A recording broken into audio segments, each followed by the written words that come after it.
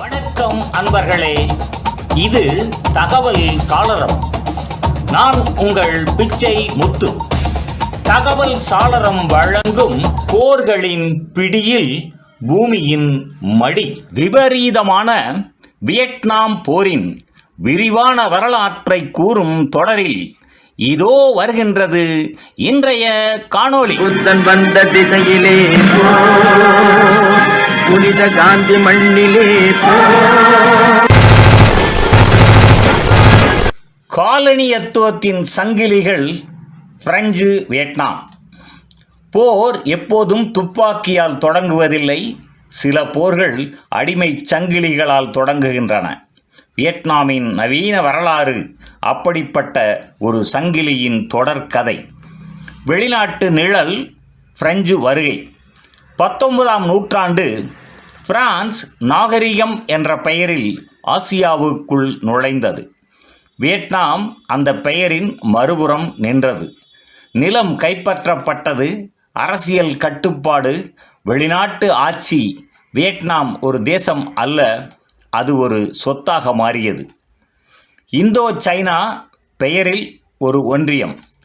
France, Vietnam, Laos, Cambodia அனைத்தையும் French இந்தோ China என்று அழைத்தது. ஆனால் அந்த ஒன்றியம் சமத்துவம் அல்ல, வளர்ச்சி அல்ல, ஒரு நிர்வாக வசதிக்காக. வளங்கள் வியட்நாமின் விலை. பிரெஞ்சு ஆட்சியின் மையம் வளங்கள், அரிசி, ரப்பர், கனிமங்கள். வியட்நாமியர்கள் வயல்களில் உழைத்தனர், தோட்டங்களில் வேலை செய்தனர். குறைந்த கூலி, அதிக வரி. நிலம் அவர்களுடையது, ஆனால் அதன் பலன் அவர்களுக்கு இல்லை. அடக்குமுறை, அமைதியான வன்முறை. பிரெஞ்சு ஆட்சி கடுமையான வரி, கட்டாய உழைப்பு, எதிர்ப்புக்கு உடனடி தண்டனை. ஒரு குரல் எழுந்தால் அது அடக்கப்பட்டது. அமைதி பயத்தால் உருவாக்கப்பட்டது. கல்வி எனும் இரட்டை முகம். பிரெஞ்சு கல்வி சிலருக்கு வாய்ப்பு, பெரும்பாலோருக்கு இல்லை.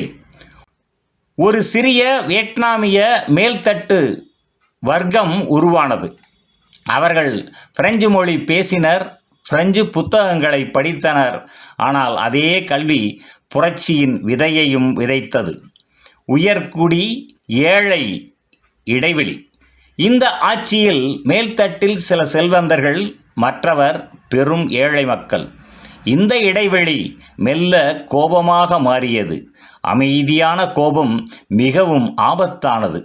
முதல் எதிர்ப்புகள் மெல்ல எழுந்த குரல். 20ஆம் நூற்றாண்டின் தொடக்கம். மாணவர் இயக்கங்கள், தொழிலாளர் போராட்டங்கள், எழுத்தாளர்களின் குரல். இவை சிறியதாக தோன்றின, ஆனால் வரலாற்றில் அவை பெரியதாக மாறப்போகின்றன. பிரெஞ்சு கணிப்பு தவறானது. பிரான்ஸ் நினைத்தது வியட்நாமியர்கள் ஒருபோதும் ஒன்றாக இணைய மாட்டார்கள். ஆனால் அவர்கள் மறந்தது வறுமை புரட்சியை உருவாக்குகின்றது. ஒரு புதிய தலைமுறை. இந்த சூழலில் ஒரு புதிய தலைமுறை உருவானது. அவர்கள் அடிமைத்தனத்தை இயல்பாக ஏற்கவில்லை, சுதந்திரத்தை கனவாக கண்டனர். இந்த தலைமுறையிலிருந்து ஒரு பெயர் எழப்போகின்றது. புயலுக்கு முன் அமைதி. 1930கள். வியட்நாம் அமைதியாக தெரிந்தது. ஆனால் அந்த அமைதிக்குள் ஒரு புயல் உருவாகி கொண்டிருந்தது. நிறைவாக பிரெஞ்சு ஆட்சி வியட்நாமை அடக்கியது. ஆனால் அவர்களின் கனவுகளை அடக்க முடியவில்லை. சங்கிலிகள் கனமானவை, ஆனால் எண்ணங்கள் அதைவிட வலிமையானவை.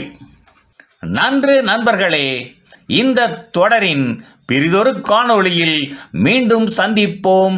நன்றி, வணக்கம்.